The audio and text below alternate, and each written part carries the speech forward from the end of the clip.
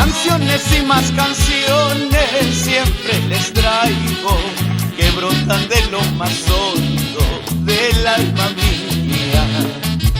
Canciones y más canciones siempre les traigo, que brotan de lo más hondo del alma mía.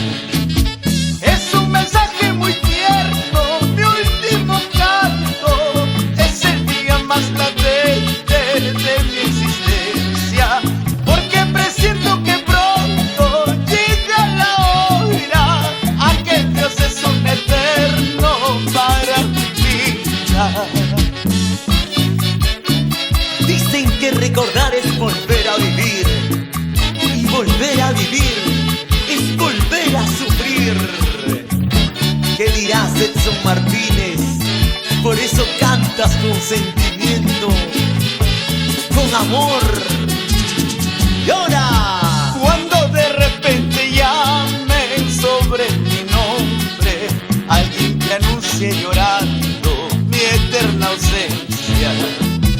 Cuando de repente llamen sobre mi nombre, alguien que anuncie llorando mi eterna ausencia.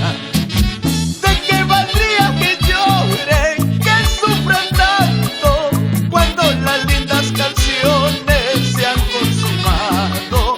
Y a mis amigos les digo, gracias por todo, si el destino estaba escrito, ya no hay remedio. Te cantaré, tal vez por última vez, las lindas canciones de mi tierra Huanca, para el tambo, también para Chilca, ella Calle Real, también a Pucará.